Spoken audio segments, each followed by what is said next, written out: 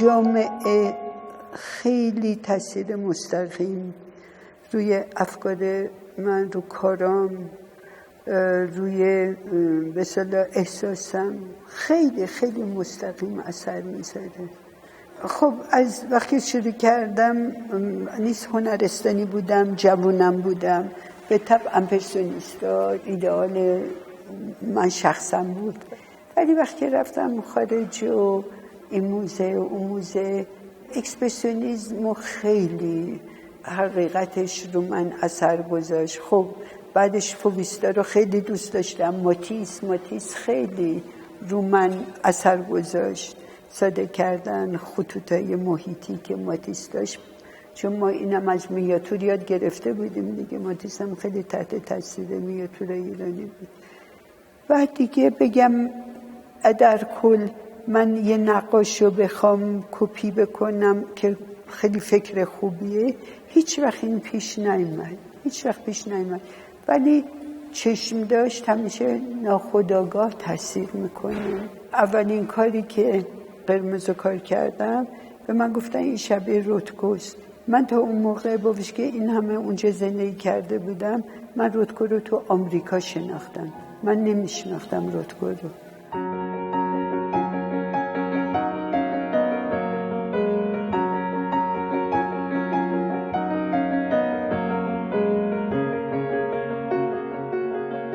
همیشه کارم بالا درخت پایین آبه. این درخت اومدن اینطوری، شاخه ها اینجای آبه. ترکیب آب و با شاخه است. شاخه درخت ببین، یعنی تنه درخت، بعد اومده این زیرش هم آبه.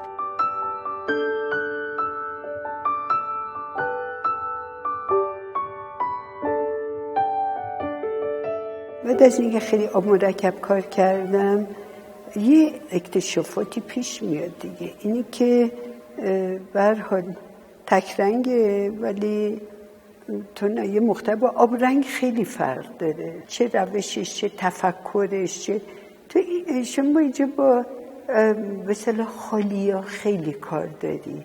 خالیا معنی میده تا پرا، یعنی وقتی همه چی پره خالی رو نمیبینی، این کنتراست رو نداری.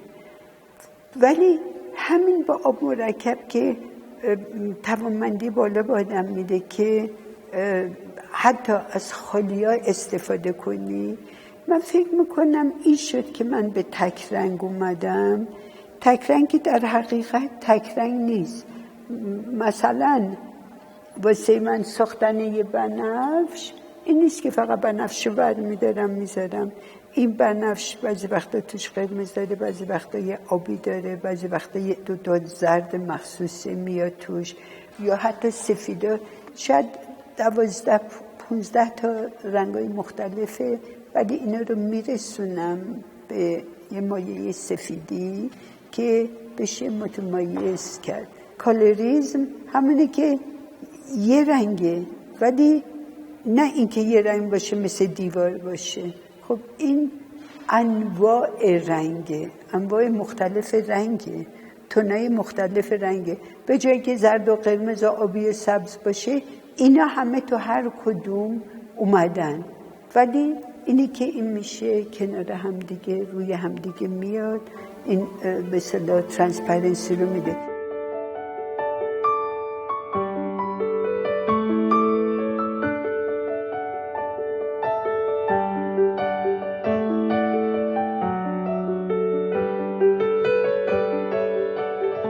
لایه های تاریخی مونه، لایه های زندگی مونه،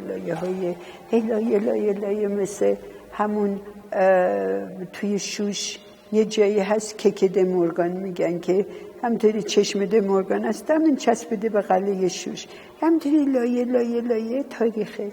اینو من چندین سال پیش شوش بودم، این همیشه تو ذهنم بود. بعد که شروع کردم ای تاریخ خوندن واقعا دیدم زندگی ما همینه. الانمونم تاریخه، الانمونم میری کوچه یه چیز دیگه باید باشه، میای خونه یه چیز دیگه باید باشه. دوگانگیه که ماها توی از زرنگیمون قبول میکنیم برای ادامه حیاتمون. این نیست که ما ملت دروغ وقتی میگن ایرانی خیلی حقوق بزن، ایرانی خیلی ممالک قدیمی همینطورین، هی این کارا رو میکنن واسه ادامه شون.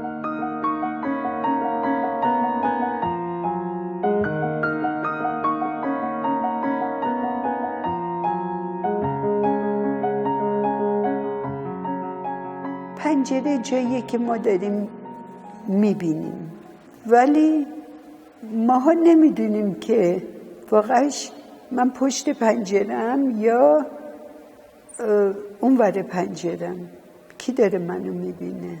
ما یه چارچوب ذهنی داریم، با این چارچوب ذهنی پنجرمونه و هر چیزو بسا چارچوب شده میبینیم.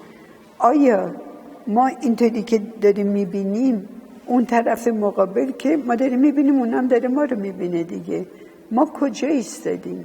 چه اتفاقی ما بین اینه که من دارم اونو میبینم و اون داره منو میبینه؟ همون فکر اون راجع به من داره. این پنجره‌های ما همینه، پنجره‌های ذهنیمونه، پنجره‌های فکریمونه، پنجره‌های رفتاریمونه. یعنی ذهنمون یه چارچوب داره، هزار جور ما اینو قایم میکنیم، خودمونم نمیبینیم چرا قایم میکنیم. چرا میشه اینطوری؟ ما میبینیم تاریخمون هی این میاد اون یکی رو میپوشونه. ماها از بس هی به اصطلاح سپر جلومون گذاشتیم دیگه، کسی ما رو نمیبینه. خب ما میگیم اونجا نمیبینه، ولی اگر یه نوری رو ماها بیفته، واقعا برن تو بطن وجود ما، تاریخ ما، هر چی رو نگاه کنید، ایرانی‌ها آدمایی بودن که فریختن، انسانن، ادبیات دارن. این لایه ها در ضمنی که جلوی خودمونم نگه می‌داره، ولی از یه طرفم یه سپره، یه پروتکشنه که بتونیم ما الان که اینجا نشستیم هنوز ایرانی باشیم.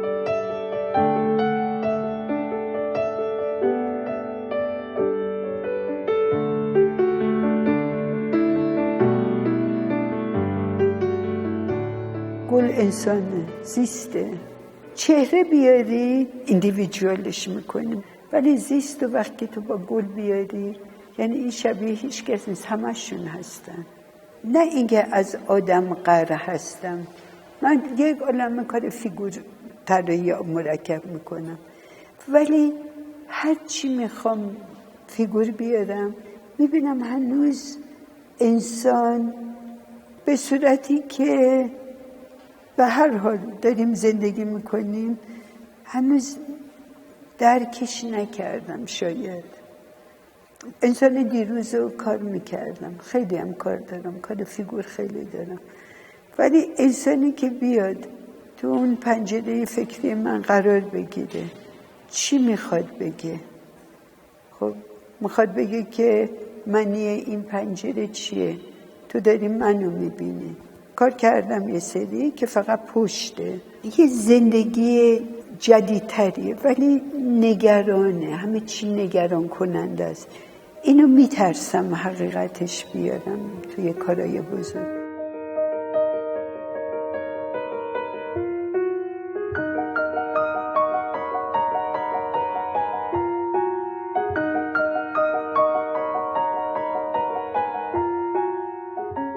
نورم که نور رو باید بگردی پیداش کنی، واقعا چراغ به دستت باید بگیری و نور رو پیدا کنی که این همینه دیگه. نور تو خود ماست دیگه. وقتی که من اینو کشیدم اتفاقا همین کار بود، ای تاریک شد گفتم باید از تاریکی نور بیاد. نمیشه هیچی ما مطلق نداریم. بالاخره یه جا این مطلق شکسته میشه، باز میشه.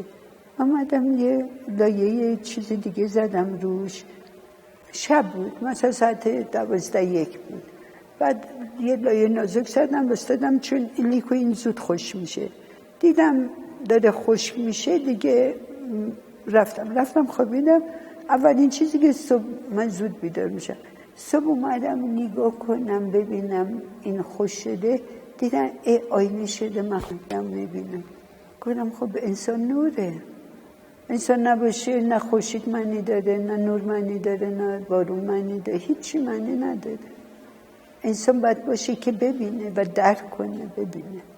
و این شد که توی این مطلق نور اومد. نورم انسانه. شما وقتی یه موضوع داشته باشی، موضوع بیان میکنه، ولی وقتی یه تابلوی سیاست هیچی نداره، ولی تو میدونی چقدر توش چیز داره.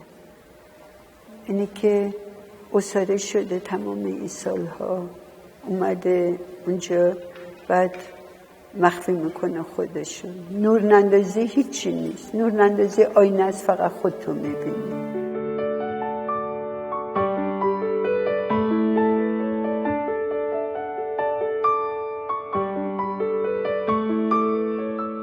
من از لحظه که چشمو باز میکنم میگم وای کارم مونده یعنی نقاشی مونده. ببین همینطوری تو ذهنم میاد. هیچم اتود قبلی ندارم بیام بشینم اتود کنم. اینا اصلا هر کاری برای خودش به دیکته میکنه که چی کار کنی. یعنی من بگم اون کارم مثل این بوده، نبوده. الان من دارم کارای A4 واسه اون کتاب کار میکنم. اصلا یه فضاهای جدید اومده، من اصلا تو خوابم نمیدیدم این فضاها چطوری اومده. میشینی کار خودش میاد، چون شروع میشه مثل بچه میمونه. بچه دیگه میدونی که باید خزش بدی، باید نمیدونم همش کنی، باید این خودش میاد.